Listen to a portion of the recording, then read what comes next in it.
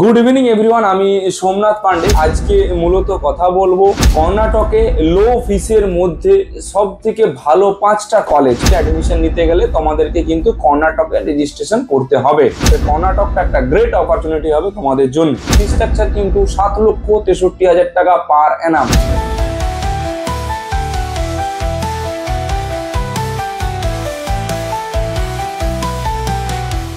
Good evening everyone, আমি Somnath Pandey. Future গাইডার YouTube চ্যানেলে তোমাদের সকলকে স্বাগত জানাই। আজকে মূলত কথা বলবো কর্ণাটকে লো ফিসের মধ্যে সব থেকে ভালো 5টা কলেজ, প্রাইভেট কলেজ, যে কলেজে তোমরা অ্যাডমিশন নিতে পারবে। অ্যাডমিশন নিয়ে তোমরা তোমাদের এমবিবিএস ডিগ্রিটা কমপ্লিট করতে পারবে এবং সুন্দর একটা শিক্ষা ব্যবস্থা তোমরা যেই কলেজগুলো থেকে পাবে। সব থেকে পুরনো কলেজ এবং ভালো কলেজ, লো ফিসের মধ্যে 5টা কলেজ, আজকে আমরা মূলত সেই বিষয়ে কথা বলবো। সবার শুরু থেকে যদি দেখি, দেখো কর্ণাটকের অ্যাডমিশন নিতে গেলে তোমাদেরকে কর্ণাটকের স্টেটে রেজিস্ট্রেশন করতে হবে। যেগুলো ডিমড ইউনিভার্সিটি রয়েছে কর্ণাটকে, সেগুলো তোমরা অল ইন্ডিয়া রেজিস্ট্রেশন করে ডিমডে রেজিস্ট্রেশন করে অ্যাডমিশন নিতে পারবে। কিন্তু কর্ণাটকের প্রাইভেট কলেজগুলো যেগুলো রয়েছে, যেগুলো ডিমড ইউনিভার্সিটি নয়, সেই প্রাইভেট কলেজগুলোতে অ্যাডমিশন নিতে গেলে তোমাদেরকে কিন্তু কর্ণাটকে রেজিস্ট্রেশন করতে হবে। যেটা রেজিস্ট্রেশন অলরেডি চলছে, এখনো পর্যন্ত চলছে। যারা যারা রেজিস্ট্রেশন করে রাখনি তারা 2500 টাকা দিয়ে কিন্তু রেজিস্ট্রেশনটা করে রাখতে পারো। ইন ফিউচার তোমাদের কিন্তু অনেকটা হেল্প হবে। যদি তোমরা ওয়েস্ট বেঙ্গল বা আদার স্টেটে অ্যাডমিশন নিতে না পারো, সেই ক্ষেত্রে কর্ণাটকটা একটা গ্রেট অপরচুনিটি হবে তোমাদের জন্য। যারা স্টেট কোটার ক্ষেত্রে ভাবছো যে আমাদের স্টেট কোটা হয়ে যাবে, তাদের উদ্দেশ্য বলবো, তারা যদি চাও কর্ণাটকে কিন্তু একটা রেজিস্ট্রেশন করে রাখতে পারো। এরপরে কেরলে রেজিস্ট্রেশন দেবে, তখন আমরা ইনফর্ম করে দেবো।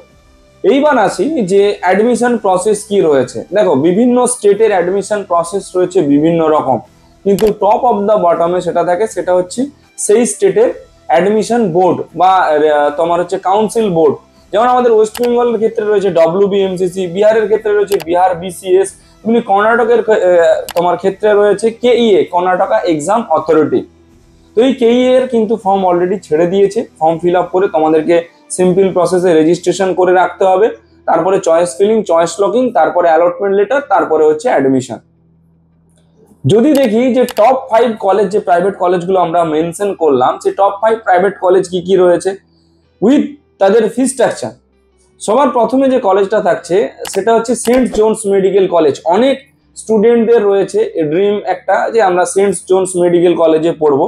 সেই ক্ষেত্রে বলে রাখি, সেন্ট জোনস মেডিকেল কলেজের ফি স্ট্রাকচার কিন্তু 7,63,000 টাকা পার অ্যানাম।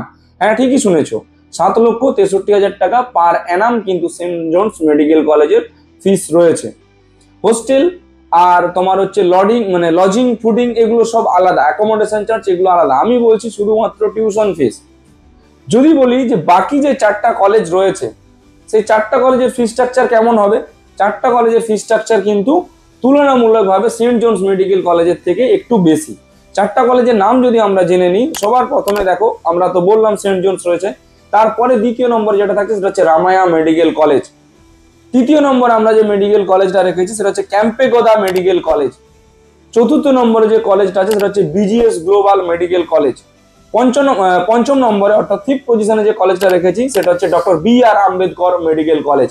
এই 5টা কলেজ হচ্ছে ব্যাঙ্গালোরের মধ্যে বা কর্ণাটকার মধ্যে সব থেকে বড় এবং সব থেকে পুরনো মেডিকেল কলেজ, যার শিক্ষা ব্যবস্থা দুর্দান্ত বা প্রচুর উন্নত বলতে বলো। এর পেছনে ফ্যাকাল্টির একটা বড় অবদান রয়েছে। তো প্রথম কলেজের ফিস আমরা মেনশন করে দিয়েছিলাম যে 7,63,000 না 67,000 টাকা সামথিং রয়েছে। কিন্তু বাদবাকি যে 4টা কলেজ রয়েছে, সেই 4টা কলেজের ক্ষেত্রে ফি স্ট্রাকচার কিন্তু 22 লাখ টাকা করে পার অ্যানাম। অনেকের মনে প্রশ্ন আসতেই পারে যে স্যার, এটা লো ফিস কি করে হলো। মোরাল অফ দ্য স্টোরি এইখানে, বা ভেতরের যে গেমটা রয়েছে সেই গেমটা এখানে। কিরকম রয়েছে সিস্টেমটা, 22 লক্ষ টাকা করে পার অ্যানাম ফিস রয়েছে ঠিকই, কিন্তু কলেজের তরফ থেকে একটা স্কলারশিপ প্রোভাইড করা হয়, যেটা হচ্ছে যে মেরিট কাম স্কলারশিপ। অর্থাৎ একাডেমিক সেশনে তোমার র্যাঙ্ক যেই রকম থাকবে ওই স্টুডেন্টের ওপরে, সেই র্যাঙ্কের বেসিসে আপ টু 40% পর্যন্ত তোমরা স্কলারশিপ পাবে। তাহলে 42 লক্ষ টাকা যদি 40% তোমরা স্কলারশিপ পাও, নিয়ার অ্যাবাউট 9 লাখ টাকার কাছাকাছি তোমরা কিন্তু স্কলারশিপ পেয়ে যাবে। 9 লাখ টাকা যদি স্কলারশিপ পাও, তাহলে 22 লাখ টাকার ফিসে 9 লাখ টাকা স্কলারশিপ, মানে তোমাদের 13 লাখ টাকা করে যাচ্ছে কিন্তু পার অ্যানাম। এটা নর্মাল যে কোনো প্রাইভেট কলেজে তুমি ইন্ডিয়াতে অ্যাডমিশন নিতে গেলে লাগে। তো সেই নর্মাল কলেজে অ্যাডমিশন নিয়ে পড়াশোনা করার থেকে বেটার হবে কি তোমার কর্ণাটকে অ্যাডমিশনটা নিয়ে পড়াশোনা করা। যদি তোমার একটা ভ্যালিড স্কোর থাকে নিটে, যেই স্কোরটাতে তোমরা কর্ণাটকে অ্যাডমিশন নিতে পারবে। এইবার যদি আসি যে কাট অফ কিরকম যেতে পারে, সবার শুরুতে আমাদেরকে মাথায় রাখতে হবে কাট অফের কথা বলতে গেলে।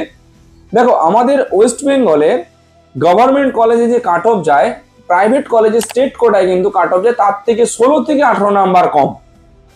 যদি তোমরা এটা অ্যানালাইসিস করে থাকো, দেখতে হবে যে তার থেকে 16 থেকে 18 নাম্বার কম কিন্তু কাট অফ যায়। এইবারে কর্ণাটকে যে প্রাইভেট মেডিকেল কলেজগুলো রয়েছে তার কাট অফটা যায় ঠিক প্রাইভেট মেডিকেল কলেজে স্টেট কোটায় আমাদের যা কাট অফ যাচ্ছে তার থেকে 15 থেকে 16 নাম্বার কম যাবে কর্ণাটকের মেডিকেল কলেজগুলোর কাট অফ।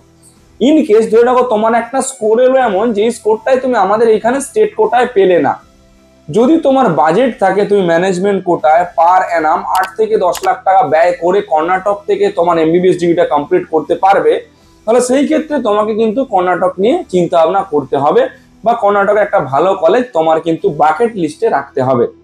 যদি তুমি মনে করো যে তুমি ড্রপ দেবে, সেই ক্ষেত্রে তোমার কোনো স্টেটে রেজিস্ট্রেশন করার প্রয়োজন নেই, নর্মাল ওয়েতে তুমি এগোতে পারো। যদি তুমি মনে করো যে ড্রপ দেবে না, তাহলে কর্ণাটকের রেজিস্ট্রেশনটা তোমাদের ইমিডিয়েট করা দরকার। কর্ণাটকে রেজিস্ট্রেশন না করলে তোমরা কিন্তু অ্যাডমিশনটা নিতেই পারবে না কোনো প্রাইভেট কলেজে।